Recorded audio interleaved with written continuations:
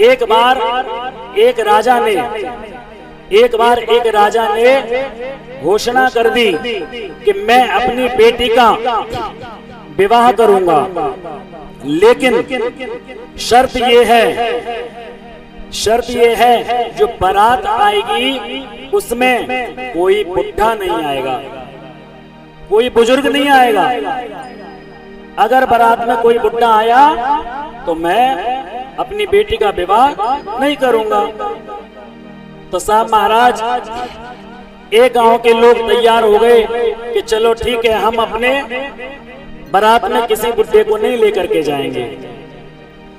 तैयार हो गए साहब महाराज, सबने कोट पैंट सिलवा लिए सब, और मुनादी हो गई गांव में कि देखिए फलाने की शादी में कोई बुढ़ा नहीं जाएगा, सब जवान जवान जाएंगे। क्यों? क्योंकि राजा ने संकल्प लिया है कि अपनी बेटी का विवाह उसी के साथ करेंगे जिसके विवाह में जवान जवान लोग ही आएंगे, युवा आएंगे, कोई बुढ़ा नहीं आएगा। तो लड़का के नाना, जिनकी कमर टेढ़ी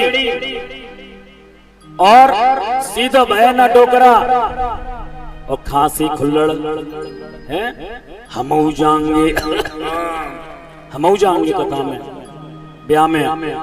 तो नाना, लड़के का नाना जो मरासू धरा था महाराज, बिल्कुल मरासू है कि हम जाएंगे। तो कह रहे नाना तुम्हारा काम नहीं है, वहां पे किसी बुजुर्ग को नहीं जाना, वरना फिर वो राजा अपनी राजकुमारी का विवाह हमारे साथ नहीं करेगा, आप नहीं जाओगे। नाना कह रहे हो कि हम कब कह रहे हैं हमें लेके जाओ, किसी को बताओ ही मत कि हम जा रहे हैं। तो क्या करें? हमें एक संदूक में छिपा दो। तो महाराज, जो कुछ जनवासे का जो सामान होता है, उस सामान में एक बड़ा सा संदूक भी था। उस संदूक में नाना को छिपा दिया कि हाँ ये बात ठीक है, किसी को पता ही नहीं लगेगा और नाना की इच्छा पूरी हो जाएगी। है, नाना की इच्छा पूरी हो जाएगी, किसी को पता नहीं लगेगा। सब बारात आ गई, सबसे पीछे जनमासे के सामान में नाना जी संदूक में बंद हैं। किसमें? संदूक में नाना जी बंद पड़े हैं। थोड़ा सा खोल दिया है, सांस लेने, वरना नाना जी की वही राम नाम सत्य हो जाए। सांस ले रहे हैं, उजक रहे हैं थोड़े थोड़े से, नाना जी मजा ले रहे हैं, आनंद आ रहा है उन्हें पूरा है। आहा, अब राजा के यहाँ बारात आ गई। राजा ने पूछा तुम्हारी बारात में कोई बुढ़ा तो नहीं आया? तो उन्होंने कहा नहीं आया, चाहो तो चेक कर लो जाके। राजा ने अपने मंत्री और सब संतरी भेजे, सब चेक कराए कि नहीं महाराज कोई बुढ़ा नहीं आया। तो ठीक है, तो फिर राजा ने कहा अब हमारी एक और शर्त है। राजा ने कहा हमारी एक और शर्त है कि क्या? कि हमारे राज्य के बराबर में एक नदी बहती है, उस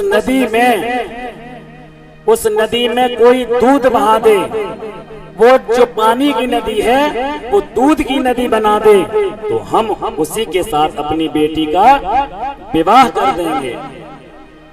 राजा ने कह दिया इस नदी में दूध की नदी बहे, पानी की जगह हम उसी के साथ अपनी बेटी का विवाह करेंगे। अब तो सारे बारातियों के होश उड़ गए। दूसरे से कह रहे तू कर सकता है काम को? अरे भैया हम कैसे कर सकते हैं इस काम को, ये काम तो असंभव है, ये काम नहीं हो सकता। दूल्हे से जाकर के बोले भैया लगता है अब तुम जीवन भर कुंवारे रहोगे। कि क्या हो गया? कि राजा ने यह प्रतिज्ञा कर ली है कि नदी में जो पानी की जगह दूध बहा देगा, दूध की नदी बहा देगा, राजकुमारी का विवाह उसके साथ होगा। अब तो बोला तो ठीक है, बारात लौटा ले चलो। अब सब बारात लौटने के लिए तैयार हो गई। राजा से कह दिया राजा साहब हमारे बस की नहीं है। जाने लगे, जनमासे के उस संदूक को उठाने लगे। तो नाना जी बोले क्या हुआ, हो गई शादी? ये शादी हो गई कि बारात लौट के जा रही है? तो नाना जी बोले क्यों, बारात क्यों लौट के जा रही है? तो नाना जी से कह दिया नाना जी राजा पागल हो गया है। क्यों पागल हो गया है? कि राजा ये कह रहा है राजा ये कह रहा है कि हमारे राज्य की नदी में पानी की जगह कोई दूध बहा दे, पानी की जगह कोई दूध की नदी बहा दे, हम उसके साथ अपनी राजकुमारी का विवाह करेंगे। तो नाना बोले तो फिर रुक जाओ, कोई मत जाओ, अब तो ब्याह होगो, अब तो ब्याह होगो। तो फिर नाना तुम्हारी बुद्धि तो ना फिर गई, मरासू वैसे ही धरे हो और तुम और कोई रायता फैला दोगे, ऐसा ना हो गुस्सा में राजा हम सबकी गर्दन काट दे। आए तो बारात में थे, कटी कटी गर्दन के बाद जाएंगे। तो नाना तुम चिंता मत करो, मूछन पे ताव दाना फेरते हुए बोले अब तुम एक काम करो कि क्या राजा के पास जाओ। अच्छा कि जाकर के कहना क्या, राजा हम लौट कर चले जाएंगे लेकिन हमारी भी एक शर्त है, हम दूध की नदियां बहा देंगे। कह देना राजा से, राजा हम दूध की नदियां बहाने को तैयार हैं, आपको भी पहले उस नदी को खाली करना पड़ेगा महाराज। जाओ कह दो, आप हमें उस नदी को खाली करके दे, हम दूध की नदियां इस नदी में बहाएंगे। तो महाराज बूढ़े लोग काम आते हैं, खूब धूमधाम के साथ ब्याह हुआ और दूल्हा से आगे आगे नाना जी जा रहे हैं, मूंछों पे ताप फेरते हुए, गाड़ी पे जे बाल सफेद धूप में नहीं किए हैं हमने, है तो बुजुर्गों का अनुभव बड़ा काम आता है प्यारे।